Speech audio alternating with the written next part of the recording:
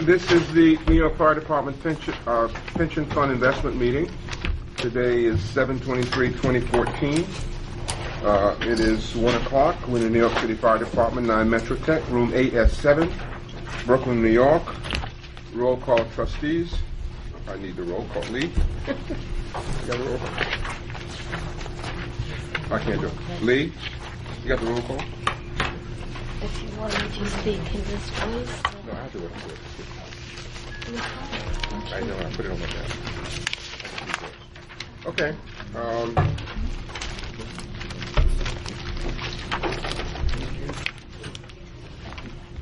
Carlin Wolford. Here. Susanna Vickers. Here. Antonio Rodriguez. Here. Steve Cassidy. James Levin. Steve Cassidy. James Levin. Here. Robert Straub. Here. John Kelly. Here. James McGowan. Here. John Farina. Here. James Lamonda. Present. Sean O'Connor. James Brady has Sean O'Connor proxy. And yours truly, Doug White. So we have a quorum. We can start the meeting. And we will start with the public agenda. And I turn it over to Controller. Oh.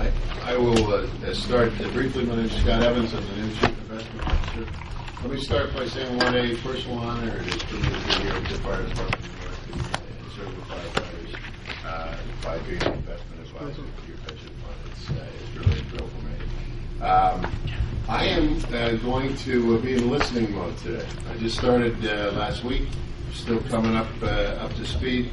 I brought Martin Gantz with me, who has forgotten more than I'll ever know about your pension fund. He's going to take you through the regular stuff. I'm going to be listening. I hope at some point, either public session, private session, or after the meeting, to get your feedback. We're your investment advisor. You're the fiduciaries. We want to know what we're doing right and what we're doing wrong. It'll be tremendously somewhere but not. So if everyone turns to their photo color charts, it looks like this. If you don't have it, certain investors. So we have good news for you, and that's good. Most of the economic charts that you're going to see in here are pointing to an improving U.S. economy, a very slowly improving U.S. economy, but nevertheless improving. And as a result, you've probably been reading about the Federal Reserve is tapering, which is referring to slowing down and eventually ending their bond buying program, which a year ago at its height was $85 billion a month of mortgages and treasuries. We believe, based on $10 billion, that they're decreasing the bond buying program for the Federal Reserve, meaning it should be done by the October meeting, give or take. Maybe the next meeting, depends on the last meeting. The next issue, of course, will then be what happens to short-term rates. That would be the next thing that would go, and that would go up. It's unclear when that would happen. There's no real consensus. It could be sometime early next year. It could be sometime later next year. It really depends on economic signals and how the credit markets are acting. So if you look at some of the charts that we have here, so for instance, point to pages 4 and 5, to show the weekly unemployment claims is 5 years, and definitely the trend is going in the right direction. Still too many weekly unemployment claims, over 300,000 a week for new unemployment claims, but definitely going in the right direction. Next page shows unemployment rate, 6.1%, definitely going in the right direction. Unfortunately, 6.1% is the headline rate, and if you dig down into the numbers, it does not include storage workers and other workers that are not included in this number. So that's why I say that the economy is improving, but improving slowly. It's still going in the right direction. If you turn to page 18, a remarkable facet of the market going on, at least the stock market, as this chart shows, is the VIX, is the volatility of this measures the volatility of the S&P 500, which is a proxy for the stock market. The volatility levels have effectively gone away, with the exception of a couple of days when there's a crisis such as a plane shot down in the sky, or some crisis in the Middle East. There may be a sell-off on that day, but then the market rebounds the next day. And so the volatility has been remarkably low. And in fact, if you look at the chart, the table on top, there's sort of white numbers in the middle of the table on top. You see that the low was 10.32 just on July 3rd. At 10.32 on a historical level, this goes back 5 years. We haven't seen those numbers since well before the financial crisis. And what that means is investors are slowly but surely investing little by little with very little volatility in the market. That will not last forever, but that's where we are today. Page 20, which is the 10-year Treasury. This is an interesting chart because right now, when we printed this up, it was about a week ago. The return, the yield was 2.5%. The yield presently is approximately 2.5%. You can see about 3/4 of the way through when the yield started going up. That was during the taper discussion when the market last June had a lot of volatility. The last time it had volatility, and yields went from the 1%, mid-ones to 3%, and in fact, if you see it hit 3% twice and then backed off. So the open question remains, if the Federal Reserve is no longer buying as many bonds, why are yields not going up? There are several reasons for them. Some are technical and some are trading related. Number one, they're not going up because supply and demand. The federal deficit is lower, so there's simply less treasuries and new issuance in the market. Number two, a lot of central banks are buying treasuries. So while our Fed isn't buying treasuries, other central banks are. And then there are technical factors and trading factors involved. Having said that, at some point, rates will go up.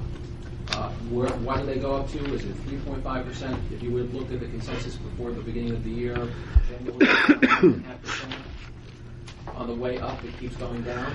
So rates will go up. Probably a trigger will be concern over what the next Fed move is, but it's just unclear, other than it will happen at some point. If you look at the very next page, which goes along with where Treasury rates are, and this is investment grade and high yield spread. So in red shows 15 years of high yield spreads, and spread refers to is the risk above Treasuries and the yield above Treasuries that you're collecting for a higher risk investment, and the blue is investment grade. It's very interesting if you look all the way on the right, maybe a little hard to read, but it's below 100, it's 90, I think it's 96 basis points for investment grade. Well, that's not a record low. When you put 96 basis points on top of treasuries, you don't get a very high yield. It's less than 3% on average. And for high yield, when you take 337 basis points and put it on top of treasury rates, you get 5+, or 6, depending on when you're looking at it on the curve. Those are, on an absolute basis, as low as yields have gotten in high yield. And what that means is there's very little room for error. But the reason it's that low is because what the Federal Reserve wants, they want investors to move out to invest in riskier assets. But it's also very good for companies because companies are able to finance debt at very low and very low rates and very attractive terms. And this pushes out any problems for most performing companies for many, many years. So while there may be there may be some time coming up in the future. I don't have my magic 8 ball here, but there may be a time that spreads blow out and yields go up. But because in general the companies aren't going to be in any danger of default because they pushed out most of their maturities, it's a wonderful buying opportunity in the market, especially in this part of the market. Although there's an open question how low it can go. Probably this is awfully close to how low it can go.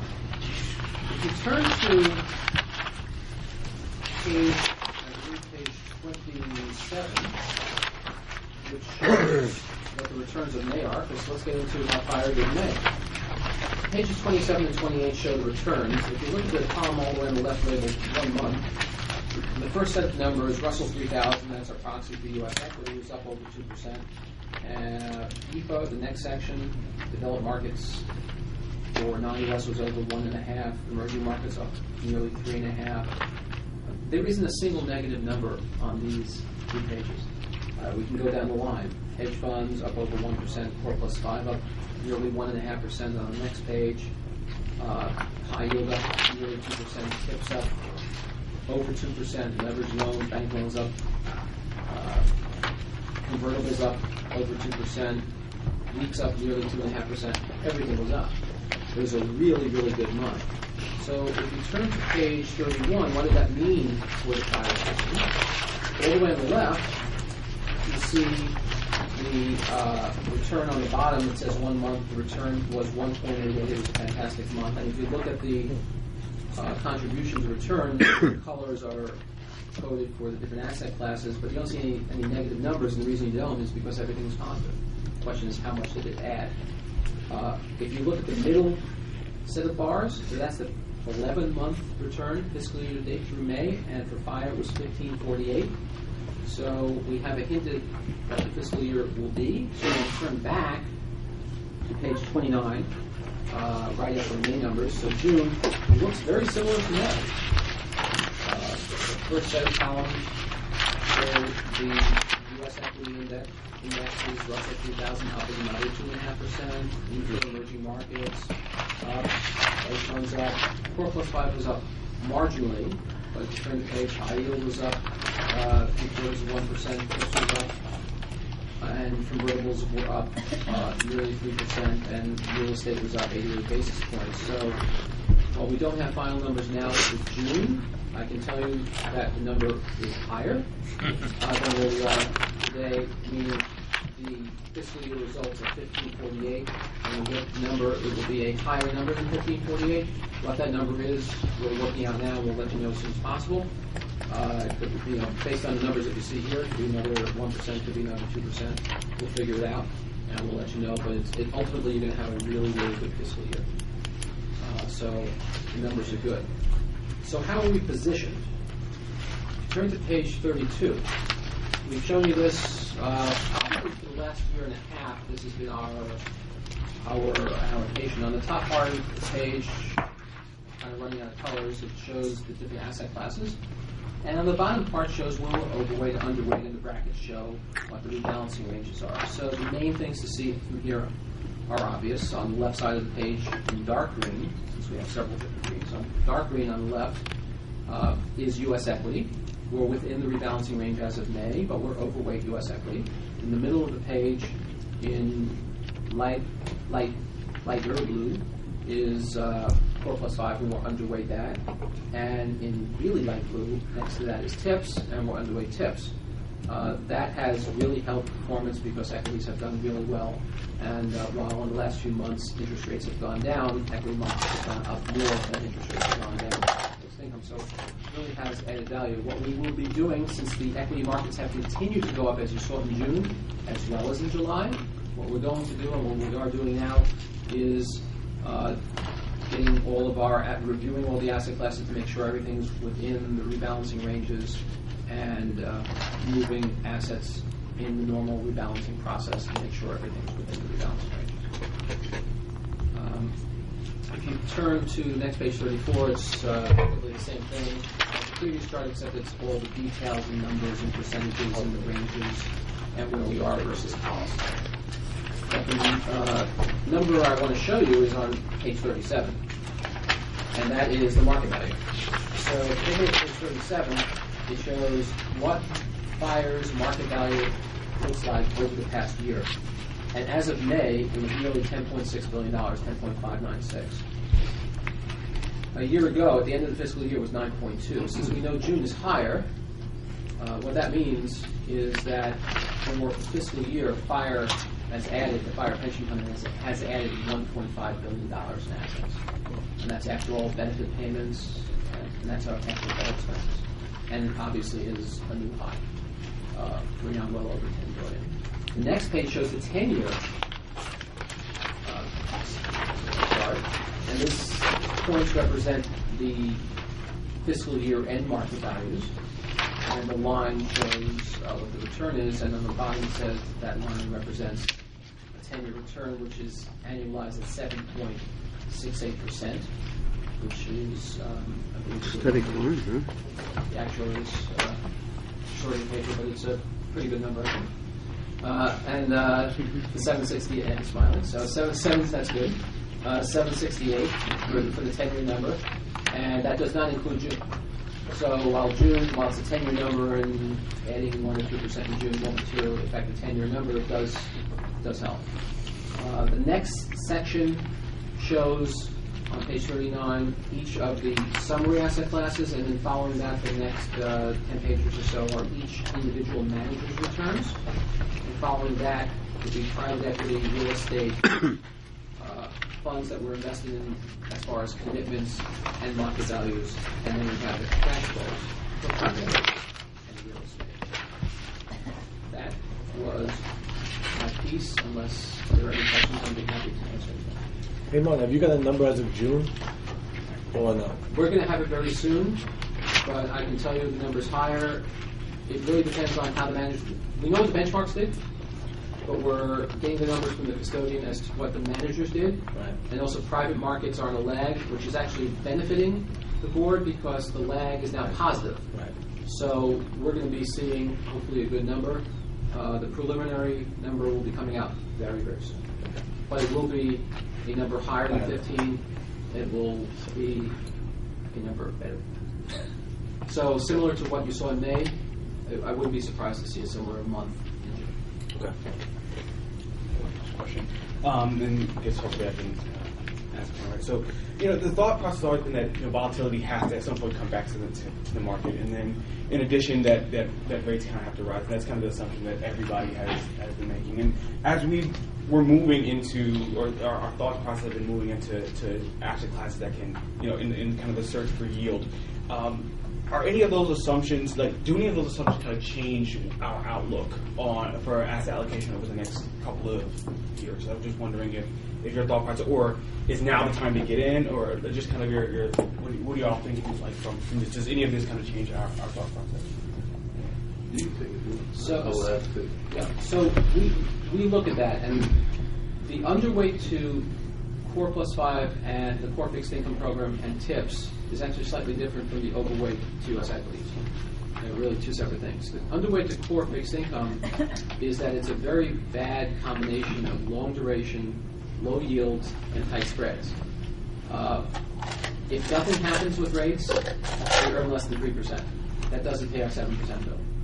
If rates go down, all it's doing is stealing returns from the future.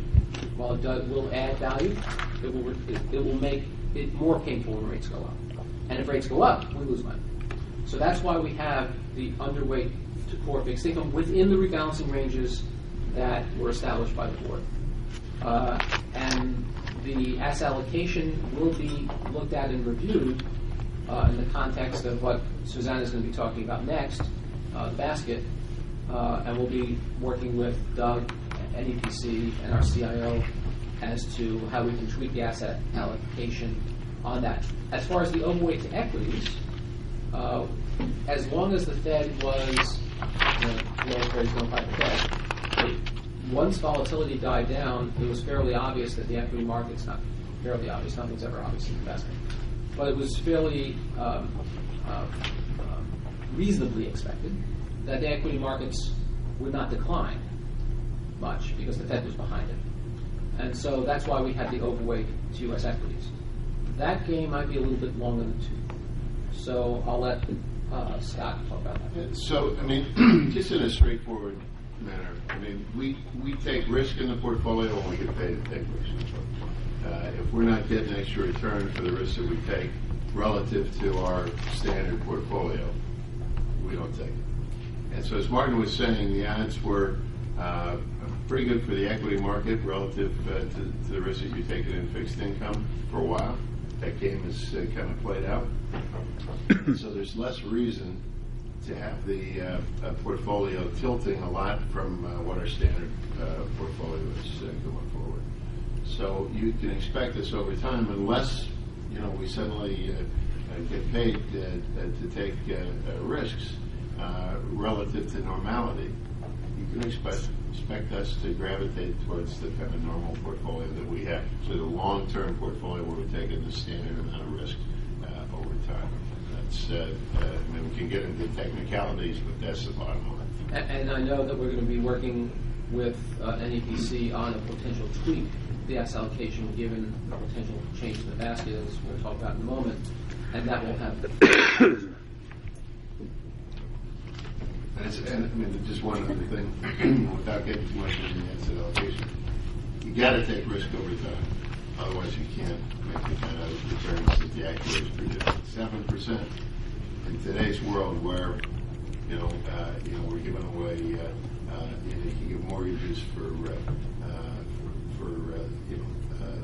record level lows, and returns are low all over the place. 7% is a lot. I mean, traditionally you've gotten inflation plus 3% for long-term bonds. You've got inflation plus 5 to 7% for equities.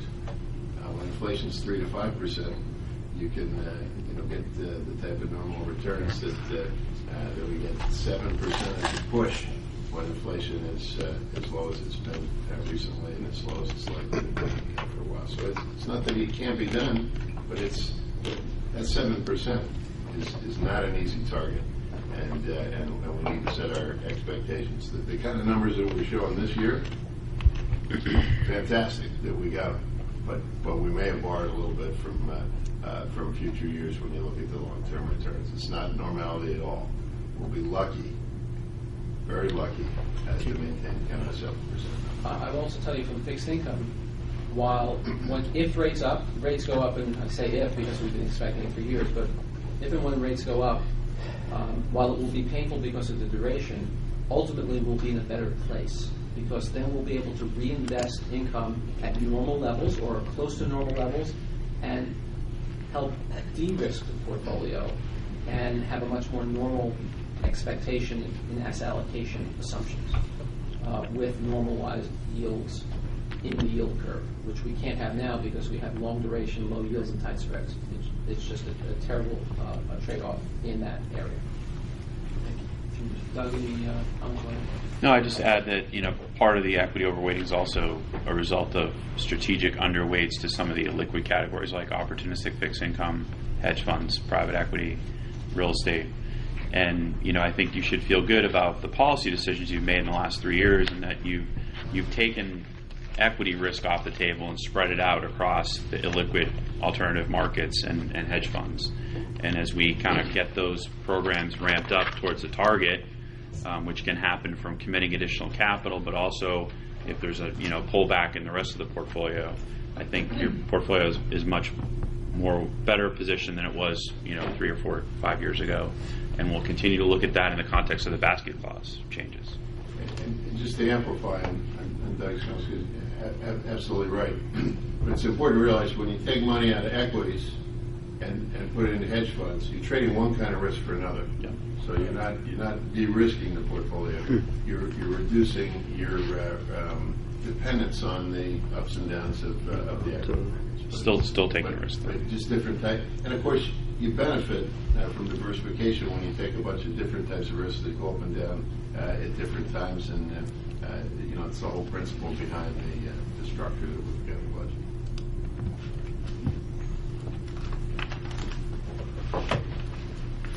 I got a question, probably more directed to Bob North, the actuary.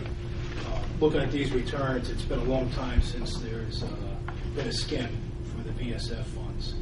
And obviously it's not realistic to think that these returns would continue, but if you can give us a rough idea of where we stand in relation to the VSF and the excess returns and the possibilities of future skims. Okay, well, the numbers have not yet been computed, and as of June 30, 2013, as of the end of the last fiscal year, there were still deficits in the NYSERS, police, and fire funds with respect to possibly producing skims. I have made an estimate already for NYSERS, and it will produce a skim this year. I anticipate both police and fire will actually have positive skims this year. Now, potential skims. There is a question with respect to fire because you've had a preponderance of accident disability retirements in recent years as to whether the ABOG, technical term, might come into play and limit the amount of money that's transferred between the main fund, the fire fund, and the fire officers and firefighters variable supplements funds. But it's just possible that we, for the first time since I think it's 1990, it's either 98 or 99, might actually transfer money from at least one of the retirement systems to its VSS. So this last 5 years has made up for a big hole that was there before. But I think you're going to get something this year. I don't think it'll be very much, but I think you're going to get a little bit. It'd be nice to leave on a high note. Well, my understanding is this was Bob Straub's, present to all of you guys.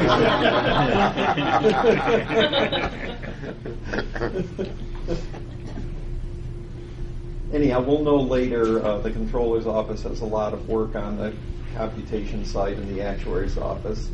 No guarantee there'll be something this year, but at least preliminarily it looks like there might be something. If not, it's going to be close.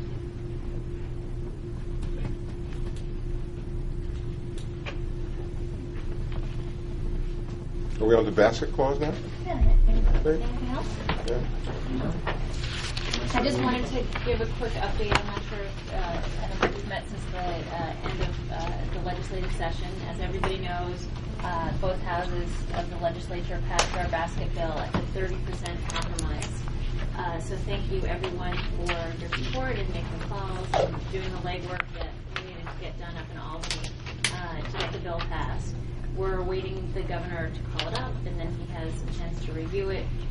We've already had some conversations with the Albany budget staff, as well as other people from the governor's office, and they've been asking around to state teachers and the Common Fund, who have all reiterated their support. So we're very optimistic that things will go our way and it'll get signed by the governor soon.